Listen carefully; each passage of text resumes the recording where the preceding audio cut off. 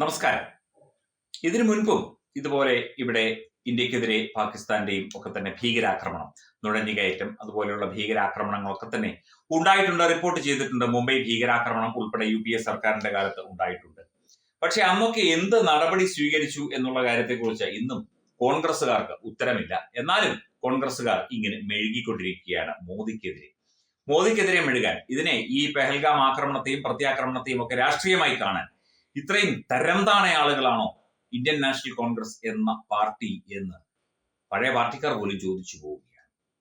അതായത് ഇവരുടെ ചരിത്രം നോക്കുകയാണെങ്കിൽ കോൺഗ്രസ് ഭരിക്കുന്ന 74 മെയ് 18 ഒരു ബുദ്ധപൂർണിമ ദിനത്തിൽ ബുദ്ധൻ ചിരിക്കുന്നു എന്ന പേരിൽ ആണവ പരീക്ഷണം നടത്തി. 2025 ബുദ്ധപൂർണിമ ദിനത്തിൽ കിരാനയോ അത് കരീനയല്ലേ നമ്മളെ പട്ടൌഡി സാഹിബിന്റെ മോന്റെ ബീഡര് എന്ന് ചോദിച്ചു. ജനാധിപത്യത്തിന്റെ വില ജനങ്ങൾക്ക് മനസ്സിലാവാൻ രാജ്യത്ത് 19 മാസക്കാലം അടിയന്തരാവസ്ഥ നടപ്പിലാക്കി. ഇതൊക്കെ ഇന്ദിരാഗാന്ധി ചെയ്ത കാര്യങ്ങളാണ്. ഫാസിസ്റ്റ് ആണെന്ന പറച്ചിൽ മാത്രമേ ഉള്ളൂ. കഷ്ടം തന്നെ. കഷ്ടപ്പെടുന്ന അടിസ്ഥാന ജനതയുടെ എണ്ണം കുറയ്ക്കാൻ അവരെ ബലമായി പിടിച്ചുകൊണ്ടുപോയി വന്ധ്യംകരണത്തിന് വിധേയമാക്കി. കക്കൂസ് പണിത് കൊടുത്തു.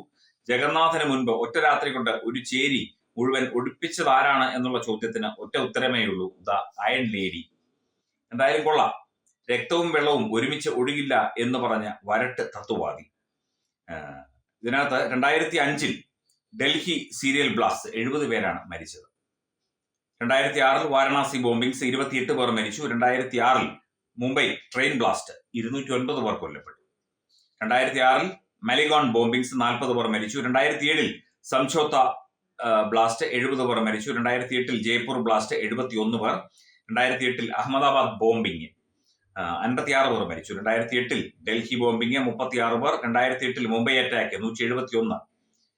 പുനെ ബോംബിങ് 2010 17 പേർ. 2011 മുംബൈ ബ്ലാസ്റ്റ് 26 പേർ മരിച്ചു. 2011 ഡൽഹി ബ്ലാസ്റ്റ് 15 പേർ മരിച്ചു.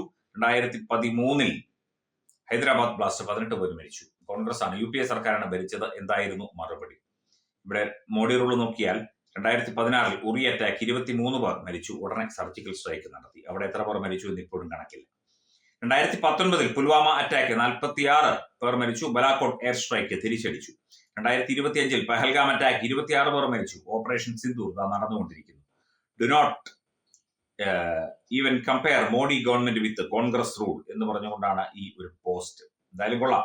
നമ്മൾ അടിക്ക് തിരിച്ചടി എന്നത് ഒരു വലിയ തത്വശാസ്ത്രമൊന്നും അല്ലെങ്കിലും നമ്മളെ ഉപദ്രവിച്ചവരെ അല്ലെങ്കിൽ നമ്മുടെ നിരപരാധികളായ ആളുകളെ കൊന്നൊടുക്കിയവരെ, അവരെ ഭീകരവാദ ഗ്രൂപ്പുകളെയൊക്കെ തന്നെ സഹായിച്ചുകൊണ്ടും അവരെ അംഗീകരിച്ചുകൊണ്ടും അവരുടെ പിന്നാലെ നടന്നുകൊണ്ടും ഒക്കെ തന്നെ അവരെ പുകഴ്ത്തുന്ന, അവർക്ക് പിന്തുണ കൊടുക്കുന്ന സംസ്കാരമാണ് ഇന്ന് കോൺഗ്രസിന്റെ നേതാക്കളും ചെയ്യുന്നത് എന്ന് ആ പ്രസ്താവനകളിൽ നിന്നൊക്കെ തന്നെ നമുക്ക് മനസ്സിലാക്കാം. മണിശങ്കർ അയ്യർ ഉൾപ്പെടെയുള്ള ആളുകൾ പാകിസ്ഥാൻ തീവ്രവാദികളുടെ കശ്മീരിലുള്ള വസതികളിൽ പോയി കഥകിൽ മുട്ടിയത് അന്ന് CPI നേതാവ് D രാജ എന്ന് പറയുന്ന ആളുമൊക്കെ ഉണ്ടായിരുന്നു കേട്ടോ.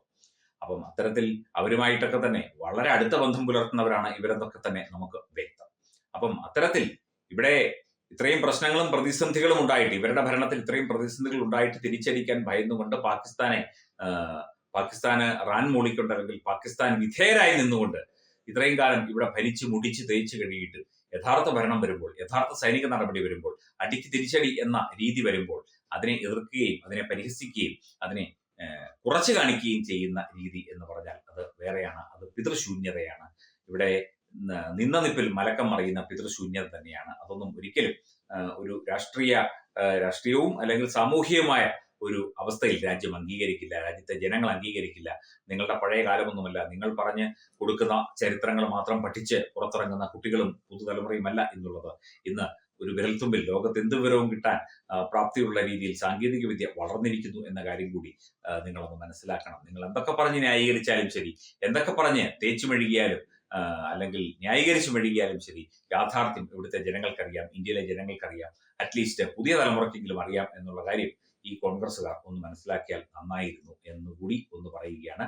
പ്രത്യേകിച്ചും പുതിയ തലമുറയിൽപ്പെട്ടവരെ എന്ന് പറയുന്ന സന്ദീപ് വാര്യരെ പോലെ കോൺഗ്രസിലേക്ക് പുതുതായി ചേക്കേറിയ ആളുകൾ പലപ്പോഴും ഈ ചരിത്രമൊന്നും അവർക്കറിയാഞ്ഞിട്ടല്ല, പക്ഷെ അതൊക്കെ മറച്ചു വെക്കുകയാണ്. യാഥാർത്ഥ്യങ്ങൾ മറച്ചു വെച്ചുകൊണ്ടുള്ള പൊതുപ്രവർത്തനവും രാഷ്ട്രീയ പ്രവർത്തനവും അല്ലെങ്കിൽ ജനങ്ങൾക്ക് വേണ്ടിയുള്ള പ്രവർത്തനവും ഒക്കെ വെറും പ്രഹസനമാണ് എന്ന് മനസ്സിലാക്കാൻ നമ്മൾ പാഴൂർ പടിപ്പുരയിൽ പോയി പ്രശ്നം വെക്കുകയൊന്നും വേണ്ട. സാധാരണ ഒരു LKG കുട്ടിയുടെ ബുദ്ധിയും കോമൺ സെൻസും മാത്രം ഉണ്ടായാൽ മതി. തുമ്പമൺ ശ്രീ വടക്കുംനാഥൻ ക്ഷേത്രം, അമ്പലക്കടവ്, പത്തനംതിട്ട. ശ്രീമദ് സ്കന്ദപുരാണ മഹാസത്രം. നമസ്കാരം.